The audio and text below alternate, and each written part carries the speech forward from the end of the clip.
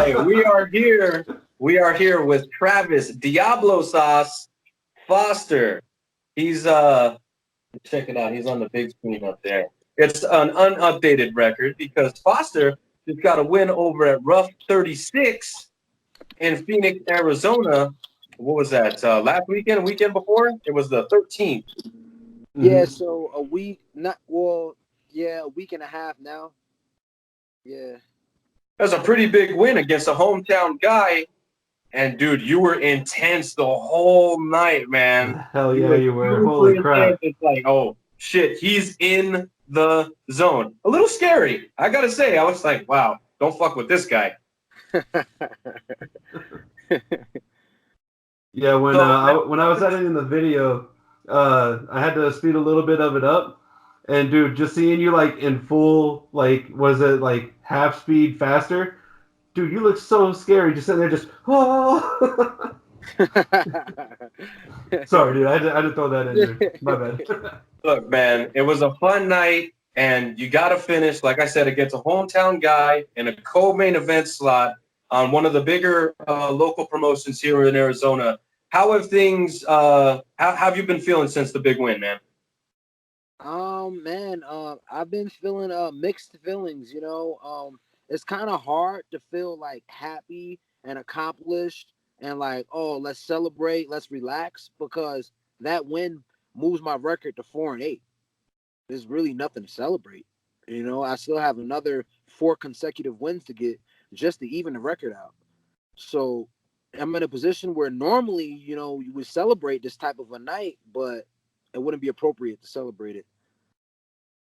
Okay, and I could definitely understand where you're coming from there, but every time you step in that cage, man, when you come out with a W, especially when you're leaving a little piece of yourself in that cage. I mean, you went through a war. That is definitely something to celebrate, man. That is definitely. I was happy for you. Yeah, I mean, all right. So you got me. I celebrated a little bit that night. Yeah. Were you able to get a turkey leg? No. So you're not gonna believe what happened to me. So we went into the state fair. We got these really nice posters. I bought this Mike Tyson poster, and it was like a 26 by 30, and it says like everyone has a plan until they get punched in the face. Yeah. So it was like a huge poster, and I'm like, you know what?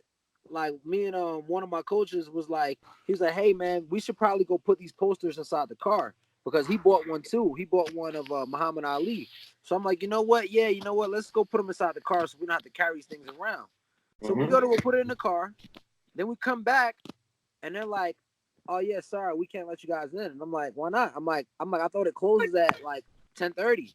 They're like, yeah, it does close at 10:30, but after 9 o'clock, we can't let anyone in. It's only for the people that are already in. And I'm like, what? No way. Yeah, I'm like, yo, no way. This is crazy. So I was like determined to get inside. I'm like, you know what? I'm going to just hop this fence. So I told my coach, I was like, listen, man, just give me a boost and I'm going to hop this fence, bro. So he goes to give me a boost. As soon as my head comes over the fence, I see like 5 state troopers right there. I'm like, no, let me down. So we didn't get inside. Oh, that sucks, dude. Man. But I took it as a sign. I told him, I was like, man, maybe that's a sign. Maybe we would have gotten into something bad if we were in there. So maybe this is God telling us to go back to the hotel and call it a night. Yeah. No, and you know what? That's probably the smarter thing to do. You're from out of town, and out of towners generally have a difficult time in this state. I can definitely attest to that.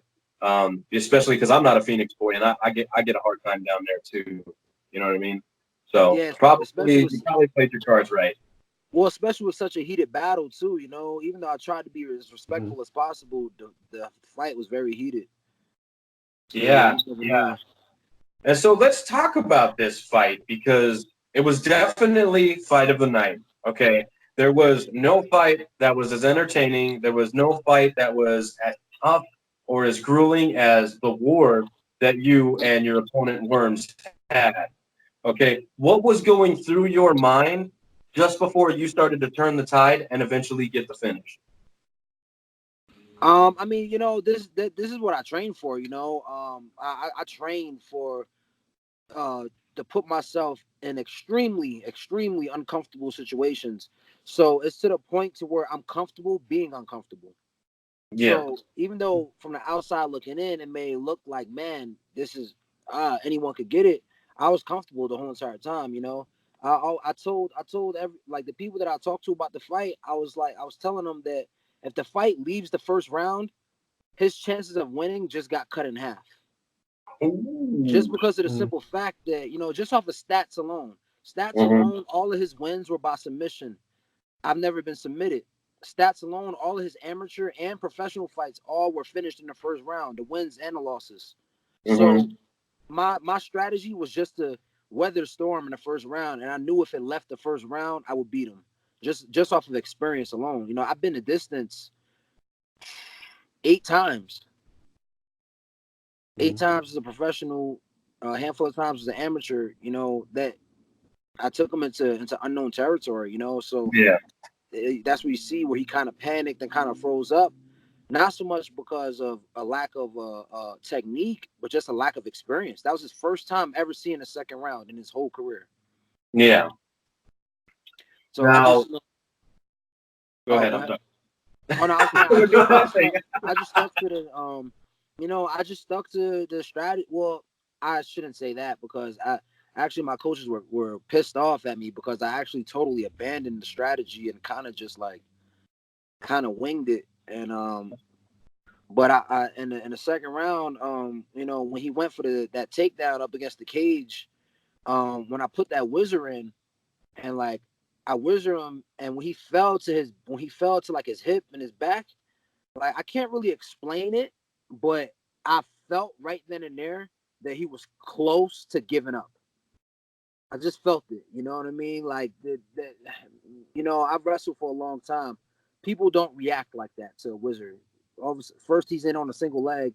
All I do is simply just whizzer, and he falls to his hip and his back. So I Yeah. knew right then and there he was close to getting put away. That's why after he fell down, I immediately came down with the two elbows. Mm-hmm. Yeah. Like I said, man, it was a tough fight. It was a beautiful finish. Um, regardless of whoever felt that stoppage was just or not, justice justified. Jesus, whether they felt it was good or not, I thought the stoppage was good. I mean, there's Mhm. no sense. You guys are both so early in your career. It didn't make sense for him to take any more damage. But do you feel that your experience played a factor here? Because I really feel it did. Oh yeah, for sure. The thing is, if you notice when we interviewed before the fight, I was like very like dry with you guys. When you asked me about the fight and what are my advantages, I didn't really say much because I didn't really want to give it away. But now that Mm-hmm. the fight is over with, this is a terrible matchup for him. A terrible matchup. Whoever on his team told him to take this fight, he needs to take a hard look at them because first off, he only had 5 amateur fights, 3 pro fights. None of them left the first round. So his 3 pro fights to my 11 pro fights. 11. Mm-hmm. Mm. That's a ridiculous. And actually, technically, if you combine his 3 pro fights, which are all first round finishes, that equals 1 fight because that's 3 rounds. So Yeah. really, his 1 fight to my 11 fights. There's Yeah. no reason he should have even been in that same cage as me. No way. There's no reason for him to even accept that fight at 160. I'm not a 55 pounder. I cannot make 155. I've done it before, but I'm way too big for the weight class. There's no reason for me to going down that low. He should have never came up to 160.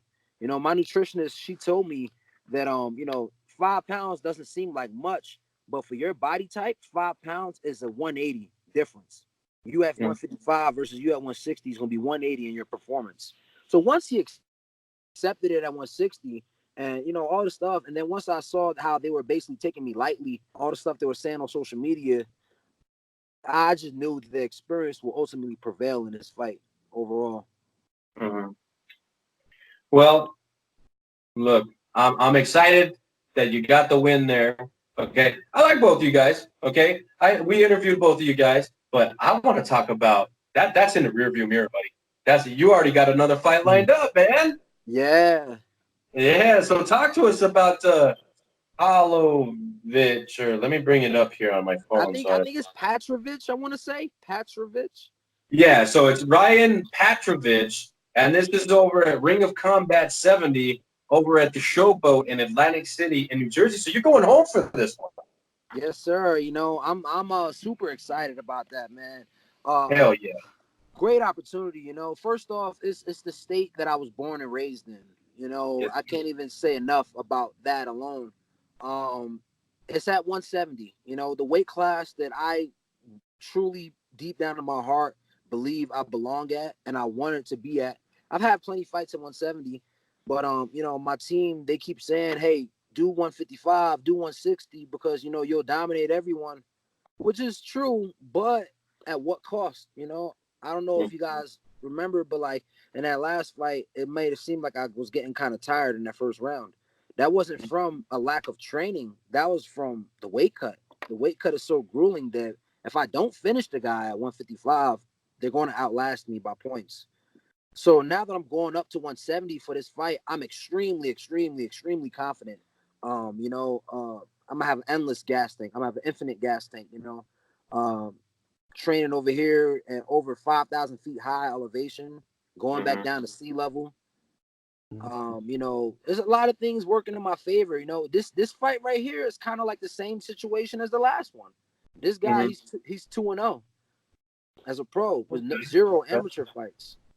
And really? I mean, yeah, these guys are going to start finding out the hard way that I don't like to talk trash, but you know, I'll make my mark the night of the fight.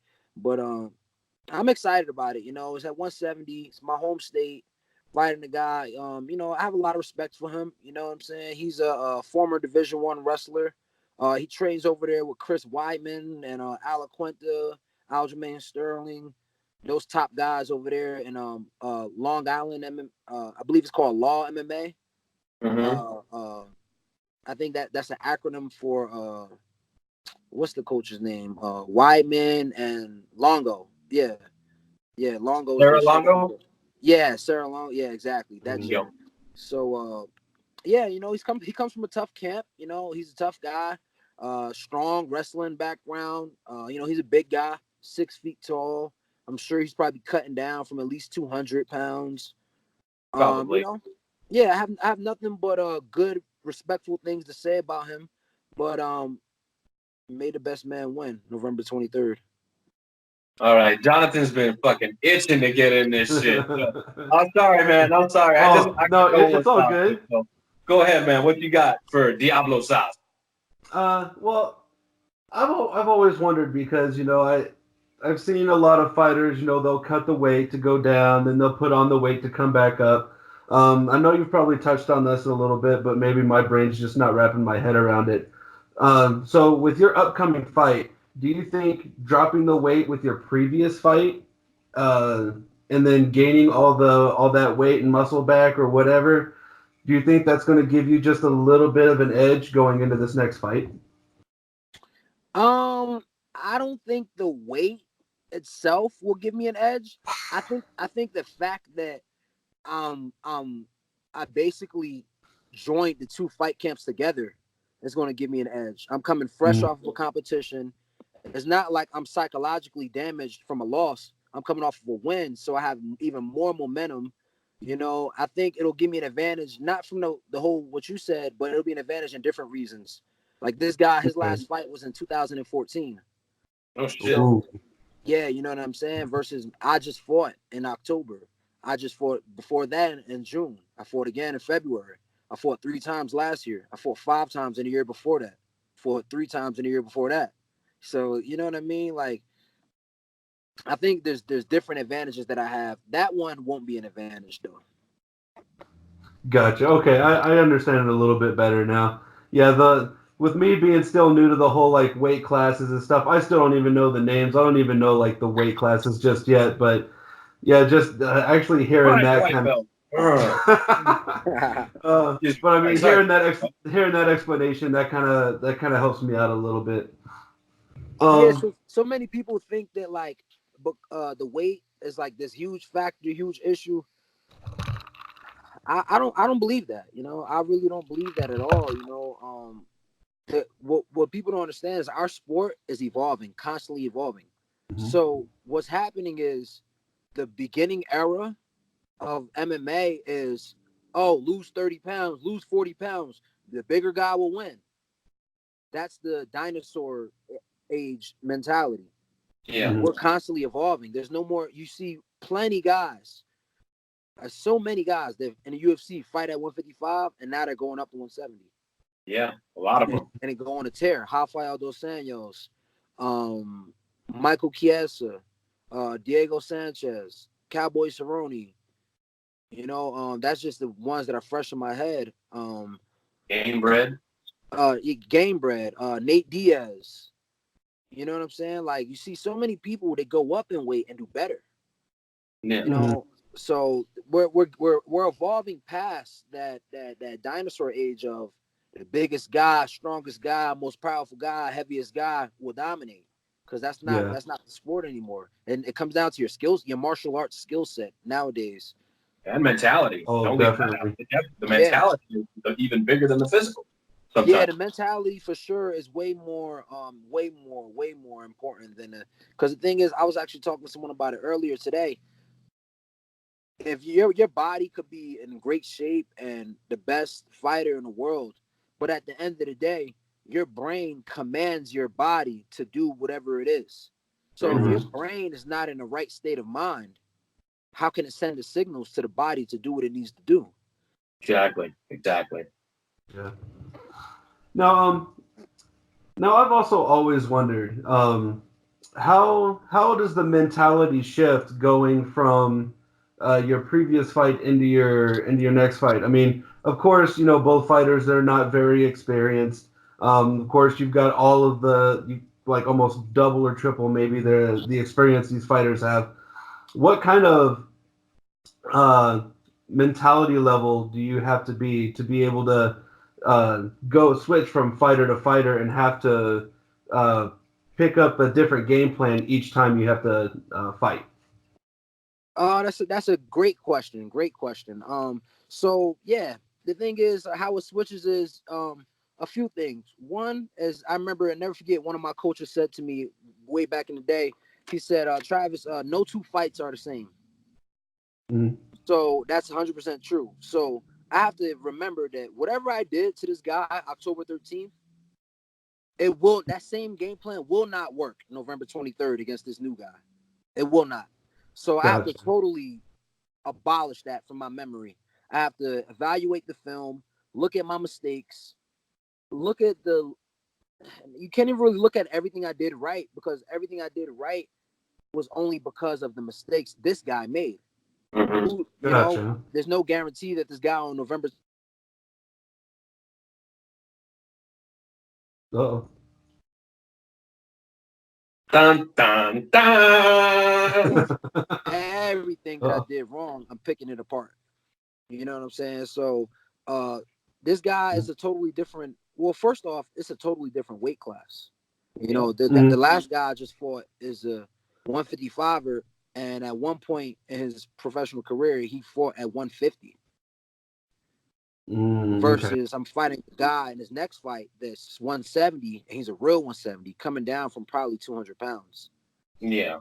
So it's a totally different power level. First off, they got this guy just fought October 13th. I could walk through 20 of his shots and still keep walking, almost like the Terminator. This guy right here, one of his shots could put me away. So I can't be like that against this guy on the 23rd. You know what I mean? I can't just take a shot and think I'm gonna keep walking like a zombie because that power level is way different going up. My old man, he's doing something over there. I don't know if you can hear it. My dog, he's old as hell, so he gets mad at his own shadow. Well, thanks for shedding some light on that for me. I do appreciate that. That's just something I've always wondered, when fighters just have fights, like not one right after another, but like when they're kind of close. I mean, so thank you for sharing that. And that's all I got for you, my friend. What else you got, Steve? Well, okay, look, I want to talk about what this opponent. You said he's a D1 wrestler, right? Yeah. Now, previous opponent Worms, he was a decent wrestler, but his game was the ground game, and it actually surprised me that both of you guys, the fight was mostly playing out on the feet on October 13th. So that actually surprised me, and we got a war when we should have really gotten more of a guy trying to take the other guy down, and it should have been a more boring fight. So kudos to you guys for making that fight awesome as hell. But with him being a D1 wrestler, the takedown is going to be way more prevalent. That's going to be his game plan going in. How are you going to deal with that caliber, that level of wrestling in this next fight with the other guy? I forgot it. Man, I'm like super excited about that. You know what I'm saying? Because the thing It's a great test. Yeah, I realized that I rise to the level of opportunity of opponent. So as you can see, no disrespect to Worms, he's kind of inexperienced. So I kind of got caught up in that. I kind of got caught up in the war. He kind of sucked me into that war, and I kind of brought myself down to his level in the first round. Or on the flip side, with this next fight, I feel like his high level wrestling is going to force me to not only raise mine to his level, but to surpass it.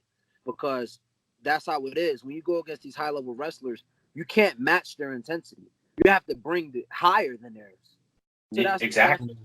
Yeah, you know what I'm saying? So that's what 100% accurate. I've never heard that put in that fucking way, and it's never made any more sense to me than right fucking there. Thank you. Yeah, I mean, I'm actually. I'm sorry. I said wrestlers are super intense, so that makes sense. I've never been this excited about any fight before in my life.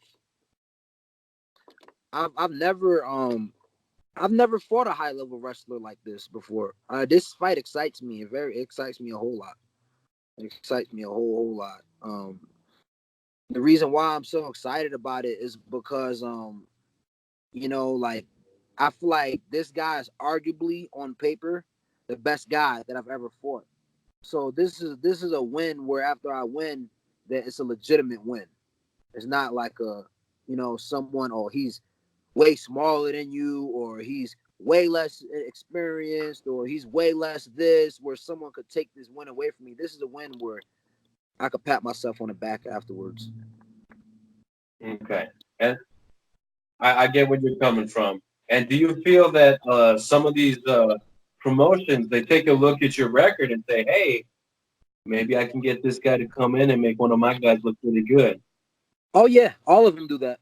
All of them do that. I don't really want to talk bad about anybody, but I wouldn't even be surprised if that's the current situation I'm walking into November 23rd.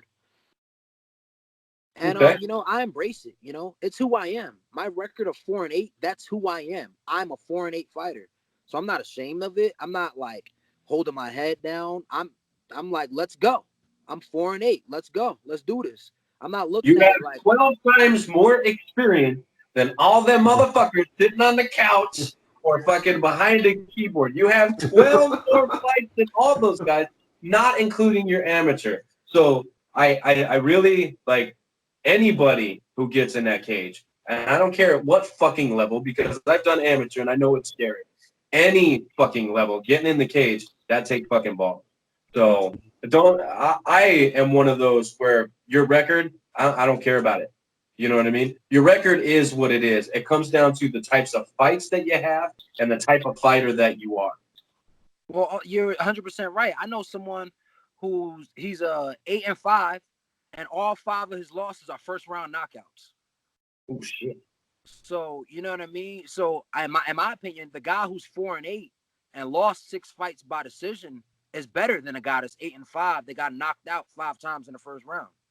That's just my opinion, because on paper it shows those 6 losses by decision, but no one was there. No one knows, did he get robbed this fight?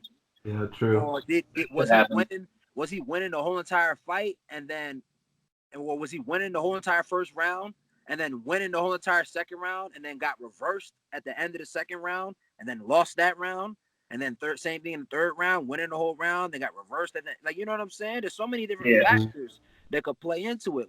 Did he fly into the other guy's hometown? And was it one of those situations to where even if you beat the guy bad on decision, you won't win it? Like, there's so many factors that play in, you know. Mm-hmm. And I actually, am I like, I'm not like, I don't like making excuses. You know, I lost. But in my heart, 2 of my decision losses is a total robbery. 100%. 100%. And I will punch someone in the face if they argue otherwise. 100%. No argument here. Yeah. No, I'm just saying. I like my face. Especially the one in Rhode Island, man. Because I went to Rhode Island, and when I was leaving there, mind you, I'm nowhere near from Rhode Island. As I was leaving the cage, the people in the stands by the cage were telling me, they was like, man, keep your head up. You won that fight. That's bullshit. So I'm like, wow, that's crazy. I'm not even from here. And I got like 10 to 15 people saying that shit to me. So that one kind of stinged a little bit. I fought in Philly against the guy. I believe in my heart I won that fight, you know, or at the very least, it was a draw. Because I beat him so bad in the first round that should have been a 10-8 round. So even if they gave him the next 2 rounds, it should have been a draw. Yeah. But that's neither here nor there. And then there's 2 more fights that I believe, I lost. But back to what I was saying, I dominated them in the first round, and then was winning halfway through the second round, and then the tides turned halfway through the second round. They stole the second round from me, and then won the third round. Yeah. So fights like that could have easily went. One thing done differently, I win that fight. So that's what people don't take into consideration. They just look at the record, but like, oh, this guy sucks. He lost 8 times, but whatever. You know, people can say whatever they want, feel however they feel. You know, the past is done. At the end of the day, you see so many people, they go to the UFC, they only have 4 fights, 5 fights. And then after 3 fights, they're out of there because they don't have the experience. They're 5-0 going to the UFC and then end up being 5-3, not in the UFC. Yeah. So I won't be that. I'm a guy that I'm already 12, 13 fights in. By the time I hit the UFC, I'm already be 16, 17 fights in. So I embrace it, you know? Yeah. And I love that your mentality about, you know, your own record. Like, it's still a high level mentality, man. It's still, you're not talking about if, you're saying when I get to the UFC. You know what I mean? And that right there is something that's extremely hard to acquire. And it's also extremely difficult to break, that will, that drive. You know what I mean? That ability to motivate yourself. You know what I mean? So that's going to carry you very far in your career. You know what I mean? I love that. I love that. That's very, very motivational, if you will. Well, that drive, thanks a lot, man. And that drive that you're talking about, I can't hide it. You actually could see it when I fight. Definitely. You can see it come out. Yeah, on a scary level. On a very scary level. After the fight, it was, you know, the emotions had fucking, you know, settled down a little bit. You had a smile. It was like, okay, that's the guy I talked to last time. Because in the pre-fight interview, it was just like, all right, okay, he's all business. There is no jokes. There is no nothing. Yeah. There's you were on kill mode. You know what I mean? And you could feel it. It was like you could see it, but you could also. I was standing right next to you, and I'm like, man, this guy's buzzing. You know what I mean? I can fucking like feel the vibration coming off your body. It was intense, man.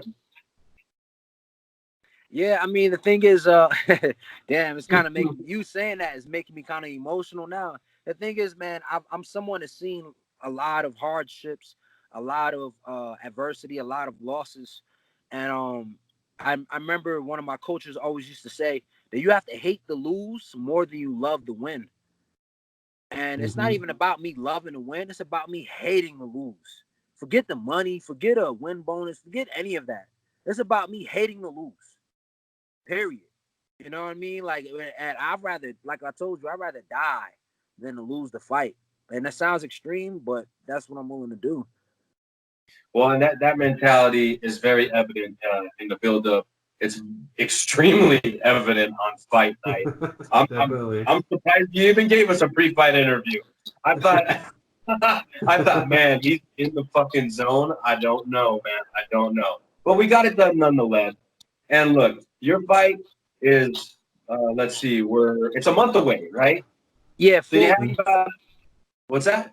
Yeah, 4 weeks, and today's Thursday, Friday. Yeah. 4 weeks and 2 days.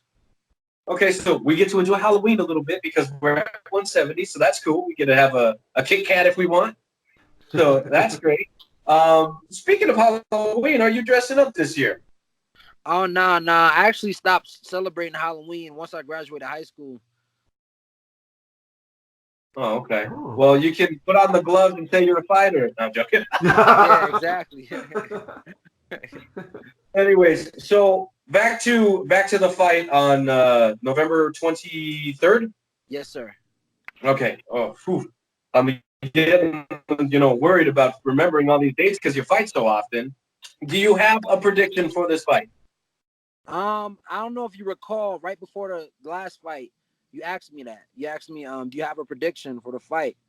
And my exact words was, I'm sorry, I'm not going to do that. Because the thing is, a lot of times I've had people say about me, oh, I'm gonna fuck this guy up. I'm gonna do this to him. I'm gonna do that to him. And one, I believe that's very not classy at all. Yeah, it's disrespectful. Yeah, it's disrespectful. And two, it's not who I am. Like after Conor McGregor came along with all this prediction stuff, you see a lot of people, they want to copy him and be like, oh yeah, I'm gonna do this, I'm gonna do that, I'm gonna do this, I'm gonna do that. I'm not trying to copy nobody, man. I'm gonna be myself. And what I could say is, I'm gonna come out there and he's gonna feel me. Literally, he's gonna feel me. Everything you just talked about in this interview, he's gonna feel that. That's my prediction. That he's gonna feel Diablo. I feel it right now. Yeah, dude, I'm over here like, God damn. Oh. Because truth be told, man, I don't want to disrespect nobody, man. He's a professional fighter just like me. He's out there training hard just like me. I don't want to sit here and be like, oh, fuck him, or I'm going to fuck him up. Nah, man, that's not who I am. I'm going to sit here and say, I'm going to give 100% effort from start to finish. That's my prediction. All right. Well, I respect that 100%. I wouldn't want you to be something you are not. And definitely, we know every time we sit down with you, we're getting the genuine Diablo sauce. Gotta throw that in there. But look, man, after you get the win here, are you gonna try and squeak another one, get another one in there before the end of the year? Yeah, so actually, I'm talking about. Now I'm just joking around. Oh man, I'm like, this guy's crazy. So I mean, I wasn't going to do this November one, but it's just like back to what I was saying. Right now I'm sitting at 4-8, and it just didn't really sit well with me because that fight in September, the guy backed out, so he messed up my whole entire plans for this year. I was, my plan was to end this year 5-8, and then enter next year. We're only needing a 3-fight win streak to even it out, and then possibly a contender series at the end of the year. That was my plan, and I have to fight again this year to fulfill that plan. And I'm gonna fight in November, and then to answer your question, I'm gonna chill out for the rest of this year. Enjoy the holidays. Yeah, but Maverick MMA, I actually was supposed to fight with them November 9th, but that was at 165. And my team, they don't want me cutting weight anymore. After that performance, my last fight, they're worried. They're genuinely concerned for my health, for me going down that low ever again. So they're just like, hey, 170 from here on out.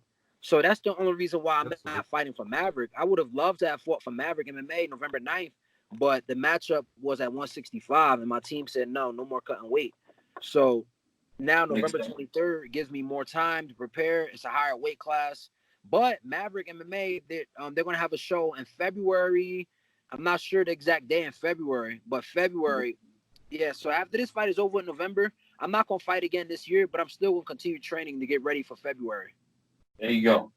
That's what's up, man. I like that you got to go, and everybody knows when Diablo Sauce starts setting them goals, you better watch the fuck out, man. You better watch out, because it's going to happen. It's going to happen. I want to thank you for fucking taking some time out of your day. I know we had a little bit of a phone tag going on earlier, Jim, and, trying to set things up. It went out. I'm sorry, guys. I didn't know. That's my bad. I thought it was going to be up there all night, but I guess not. I'll have to work on that. But before we let you go, is there anybody you want to thank, man? Yeah, man, a whole lot of people. First off, I want to thank God. Of course, man. God, if it wasn't for God, I wouldn't even be here still with hope, for the future. I want to thank every single every single person under the age of 18 that's a fan or supporter or that believes in me. I want to thank my team, Jackson Wink MMA, the head coach Mike Winklejohn, Greg Jackson, because if it wasn't for them starting the gym off back in, I believe it was 1993, I wouldn't even be here talking to you right now, because I would have never even stepped foot out in New Mexico to fight in Arizona. So I want to thank them. I want to thank my nutritionist, Anita Delpree. She works with Jackson Wink Nutrition. I want to thank my strength and conditioning coach, Coach Sapp. I want to thank Maurice Jackson. He came out there and cornered me this last fight. They call him Hulk. Yeah. Big guy, man. Yeah, if you think I'm intense, you should see him fight. Man. That's a pretty high level to get to if he was more intense than you, man. Yeah, he's more, for sure. Am I forgetting it? Oh man, I want to thank my dad. I don't know if you noticed, but my dad actually, in a crazy turn of events, he actually worked my corner in the last fight. No shit. Oh, yeah, that's cool. He came all the way out from New Jersey as just a support. He was coming just to watch, and then my one of my coaches had car troubles at the last minute, couldn't make it out, so we put my dad in the corner instead of him. So yeah, my dad came through clutch, working the corner. I thank him. Yeah, man, he always supported me through all of the losses, through all of the wins. He always been my number one fan, my number one supporter. So definitely, definitely want to thank him a whole lot. Man, there's just so many people to thank. I hope I'm not forgetting. I want to thank you guys for giving me this platform just to even speak and to share something, to even talk. I want to thank Maverick MMA actually, man, because all the people over at Maverick MMA, they back to what we were saying about the mental aspect. I was worried that me taking this fight in Phoenix would kind of like hurt my relationship with them, but that didn't happen at all. They sent me their best wishes. They told me they was praying for me leading up to the fight. They were extremely happy to hear that I won. The first thing that they asked me is, did I get any injuries? And that's huge to hear that coming from them, because a lot of times you see where promoters, all they care about is money and this and that. But the first thing he asked me is, are you okay? That's awesome, man. That's really awesome. So that was powerful for me, man. That right there made me feel really amazing. The fact that it seemed like they genuinely care about my well-being and not just if I could bring them money. So I definitely want to thank them for sure. They've jump started my career. Two of my 4 professional wins are under their banner. So definitely want to thank them. I want to thank RUF, those guys, for bringing me over there. It was dope to fight in the state fair. Pretty fucking cool, man. I gotta say, it sounds like it would be tacky and shitty, but they did such a good job. And then when the national anthem fucked up and everybody just started singing it, dude, what a fucking cool moment, man. Oh man, I can't believe you brought that up. So man, so since you brought that up, let's go. I want to touch on that. So when that happened, like the national anthem, like I guess they didn't cue the music or what, I don't know what happened. And then man, once everybody in the crowd started singing it, man, I can't even explain the feeling I felt. Like, are you guys Dragon Ball Z fans? Yeah, I am. So you know how when Goku got the energy from Earth for the Spirit Bomb? That's how I felt, bro. When I heard them, everyone singing it, I felt like everyone's energy just like it was crazy, man. Like I felt so like energized after that, man. It was amazing. I felt like love in the air after everyone singing. It was very, very cool. It was very cool. I can't believe that someone's fuck up could lead to such a fucking great moment. And that was not a great moment it was a great moment for the promotion, and it was a great moment for all the individual people there, but it was a great moment for humanity because everybody there was singing. That was cool as hell. That was cool as hell, man. Yeah, that's that, man. Like, to be honest, that weekend will be a special moment in my memory. You know, I joke with my dad. I say, you know, in about 30 years from now, we're going to be talking about this at a family cookout. Yes, sir. Yes, sir, you are. Oh yeah. It's just so much stuff, man, that went down that weekend, man. It was man, special, man. The promotion, they treated me good, you know. Very good to hear. Very good to hear. The fans were cool too, man. Like, even the people like that were from Phoenix, you know, they showed me love. There was surprisingly a lot of people from New Mexico that took the trip out there. So, oh yeah, that's who I want to thank, man. All my fans too that actually took the drive from Albuquerque over there to come watch me. I want to thank those guys too. Yeah, man. Shoot, it's too many people to thank. You know, the promotion, they brought me in. Like I said, I appreciate that. And now also too, you know, they were a man of their word and paid me afterwards. I'm not gonna say no names, but I've dealt with a promotion where after the fight was over with, I had to raise hell to get my money that they were supposed to pay me. I had to like flip tables, throw chairs. I'm not gonna say the name of the promotion, but I appreciate them actually being men of their word and, you know, writing me a check that didn't bounce when I went to go. That's awesome, man. That's awesome because I've actually, you know what's fucked up? I only had 2 fucking amateur fights like a fucking lifetime ago, but I know what you're talking about. I know what you're talking about. Yeah. So I'm glad that Ruff came through. I'm glad that they treated you well. I'm glad you had fun. I'm glad we got to experience some cool shit together. I'm bummed we didn't get to fucking have any turkey legs, but we were on short time. So look, thanks for coming on with us. I can't wait. Is there any way that the people can watch your fight? Yeah, so I actually have footage of it, but so since I'm, you know, got this fight camp coming up, I'm not going to really release the whole footage of it yet, but just because I don't really want fight right now. The upcoming one. Oh, the upcoming one. Yeah, how can I forget? Okay, so the upcoming one is actually going to be on UFC Fight Pass. Yes. Yes. That's awesome. That's awesome, dude. Oh, did he freeze? Makes it even more special and more of a big stage, and you know it's gonna be on UFC Fight Pass. Dana White has randomly popped up at this venue a lot of times before. A lot of legends came through this promotion. Chris Weidman, Frankie Edgar.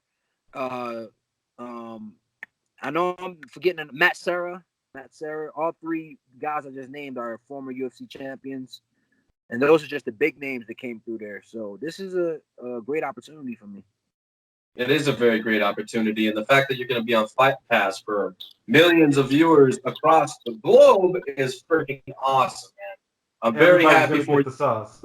Oh, shit. Everybody's going to get the sauce. Yeah. That's a good line, man. That's a good line. Dude, I couldn't be more ecstatic for your fucking future, man.